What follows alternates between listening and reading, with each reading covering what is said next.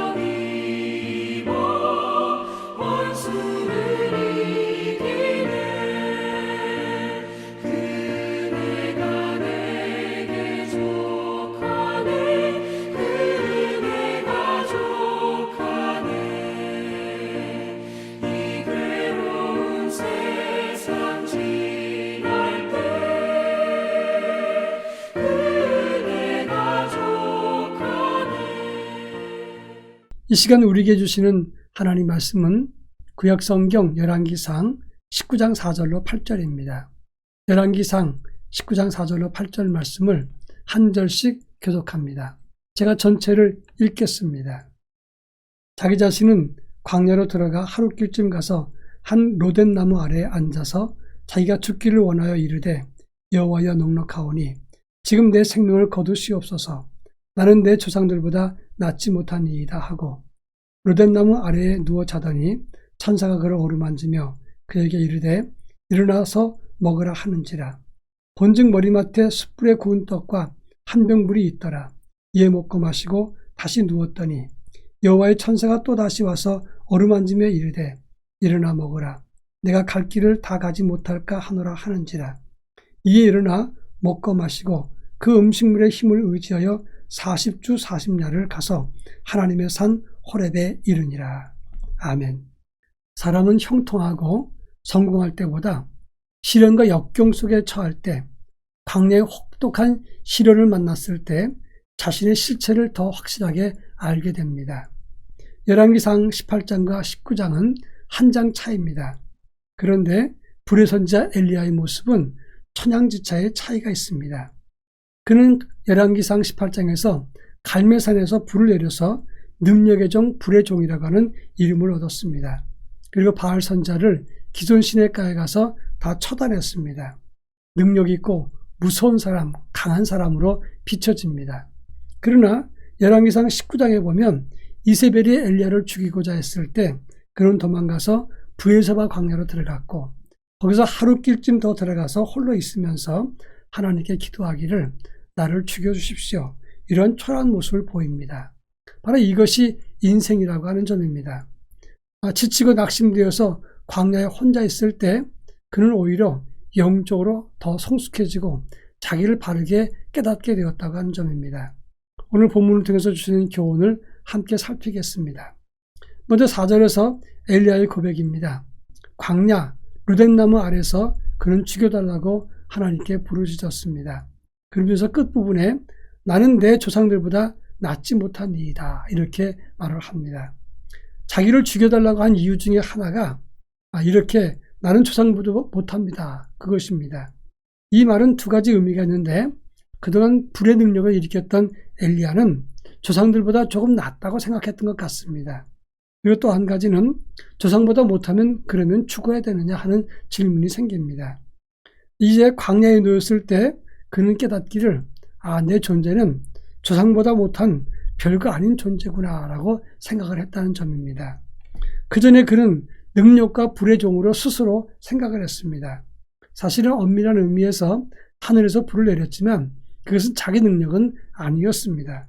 그러나 그는 형통할 때, 그리고 참될 때, 불의 능력을 일으켰을 때 약간 우쭐한 마음을 가졌던 것 같습니다. 그랬던 그는 광야 시련의 때를 만났을 때 비로소 내가 조상보다 못하다는 사실을 접근하게 되었다고 하는 것입니다. 그렇습니다. 그런 의미에서 우리 믿는 성도들도 광야와 시련의 때를 만나고 실패를 만나게 될 때 나를 보는 기회가 된다는 사실을 알아야 되는 것입니다. 형통하고 잘 될 때보다는 어렵고 힘들 때 자기의 본질에 더 접근할 수 있다는 사실을 기억해야 되는 겁니다.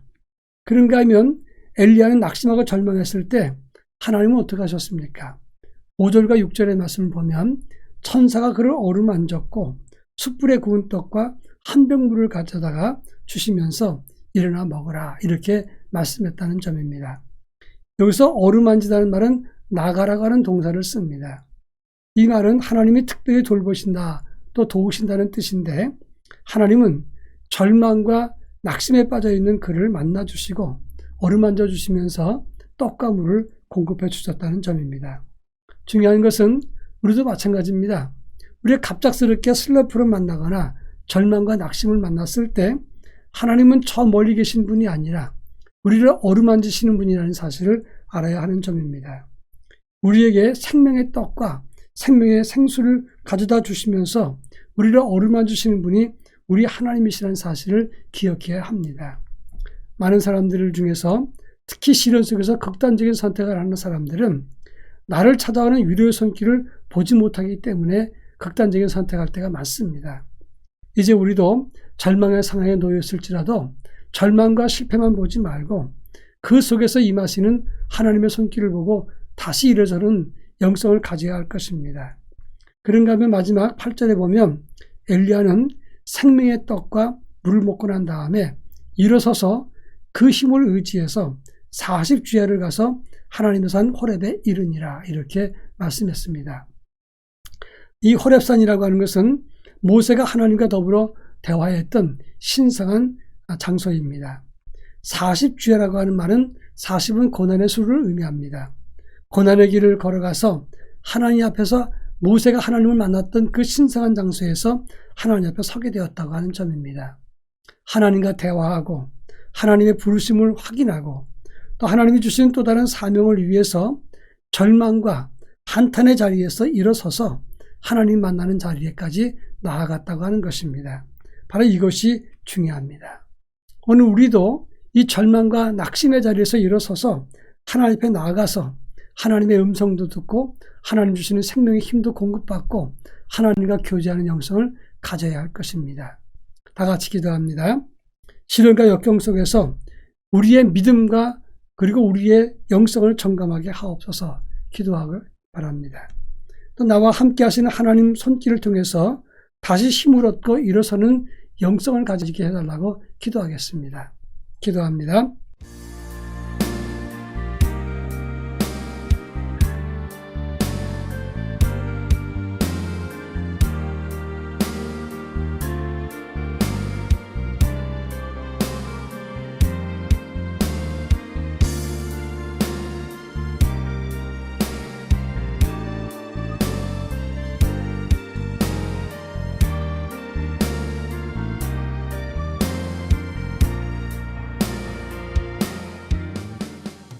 사랑 많으신 하나님 아버지, 시련과 역경을 통해서 우리의 믿음과 영성을 다시 한번 점검할 수 있도록 은혜를 덧입혀 주옵소서.